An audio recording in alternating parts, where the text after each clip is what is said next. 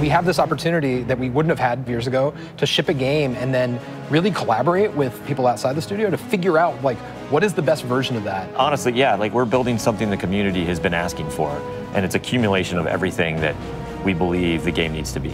The upside to that is we're not holding anything back. All the feedback we've heard for the last year is, this is it, it's in Forsaken.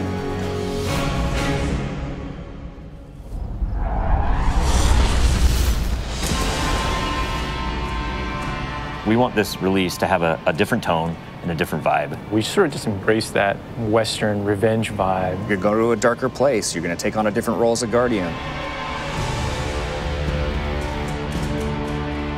A barren landscape with like the asteroid vibe with like tumbleweeds. And I mean, that just sounded cool. Grit, man. I want to bring the dirt back. And what better way to start a story than to start it with a prison break? Right. Cade's been filling this prison with bad guys that are really bad. And so when it breaks, things can happen to all the world. First place you're going to go to is the Tangled Shore, which is a new part of the reef that you've never seen before. That's right, my friend. It's a collection of lashed together asteroids and rocks out in the asteroid It's belt. very otherworldly, and it's full of pirates and assassins and bad guys. It's become a lawless place. It truly is a frontier. It's completely taken over. The most malevolent force there is the Scorn. They're very aggressive.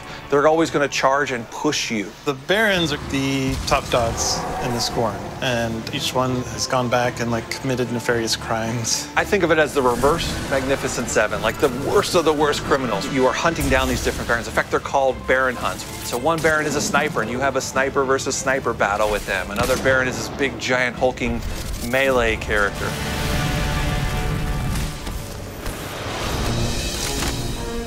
One of the things we're most excited about is the new weapon system. Hey, if you like Destiny 2, great, play that way. But if you like Destiny 1, great, play that way. But if you're crazy, why not 3 shotguns, right? Just for the fun of it. We need to have as many ways as possible, and then we need to have people fighting about it. Like, no, man, you f***ed up, you're taking the wrong weapons, or can I say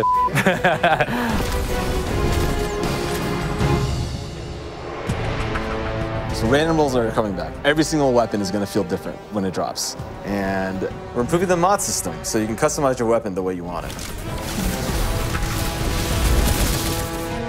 We've got a whole new masterwork style system coming together where you actually are able to kind of move your levels up over time. And so there's investment back on the weapons again.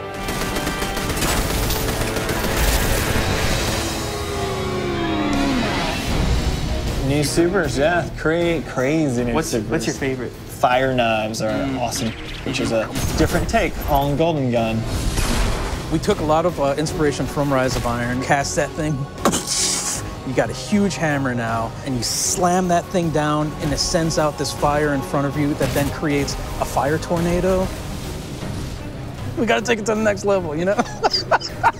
The idea that anyone who plays, however they play, they're gonna have some new way to engage. Yeah. I'm in love with the new Void Warlock teleportation that's like super anime, just like We've been having great games with the Arc Warlock. Basically cast this thing, he pulls back. Yeah, and it's gonna break the game, and I think that's amazing, yeah. You know? We also wanted a new weapon type that felt meaningful, so we came up with a bow and arrow, which seems kind of crazy, but when you use it, you feel like godlike. It is utilitarian, it's fantastical, it's also sci-fi. So we have a short range bow, we have a medium range bow, we have a long range bow. We built this guy who's like supposed to be super techie. You're like, why would you ever choose a bow in a game that has an automatic, machine gun? But boy, it's deadly. I mean, that's a nice machine gun you got there, buddy, but right, and then it's done. The biggest thing for me going into production on this game was like a new way to play, a new thing to do that like is new to Destiny. Let's see what we've got. We want to be able to give players what they want, but also surprise them. Gambit is a brand new mode. Destiny begs to marry PvE and PvP together. It's like adding bacon to peanut butter and jelly. You start off being able to see the other team that you're going to compete against, so you can taunt each other, you can emote. Each team is in their own separate arena, and they're being assaulted by combatants. They're dropping motes for you to collect, you bank them. When you put them in your bank, you're gonna send a blocker over to the other side. That locks their bank down. They can't put motes into it until they take out that blocker. Filling up your bank with the motes is how you summon your primeval. You burn it down, that's it, round's over.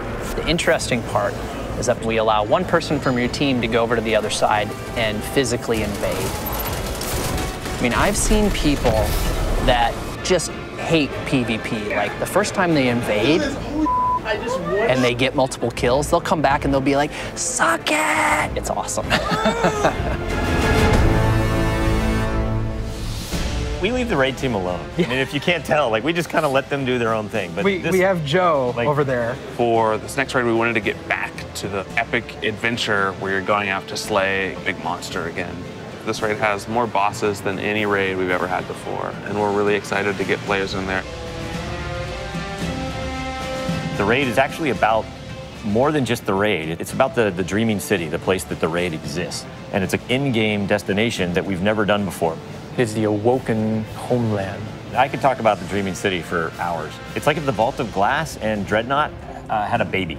If they were like twins. Or the twins. Yeah, that's actually more accurate. Yeah, they're like twins. If, Yeah, like, yeah, yeah. It had twins, and then you took those twins and you put them on the doorstep of Peter Jackson, raised them as his own, and then that's the dreaming city. It is magical and weird and mysterious. It's designed to be a destination that has puzzles that you need to solve. A lot of hidden corners, lots of passageways that might not seem to exist the first time. And the raiders, they affect this destination. They change it for everyone. It's like this cyclical endgame place where there's just secrets and different activities that unveil over time. So the dreaming city that you see at launch is not going to be the same dreaming city 2-3 weeks later.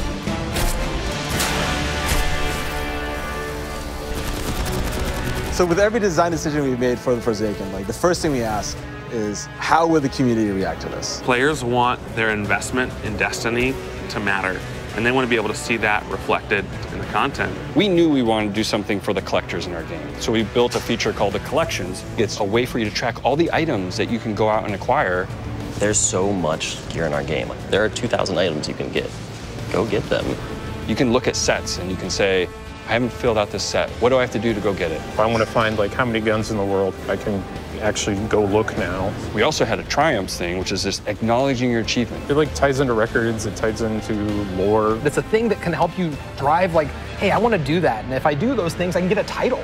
Like I can have a title floating over my name that says that I'm a god or whatever. Not me, but like you.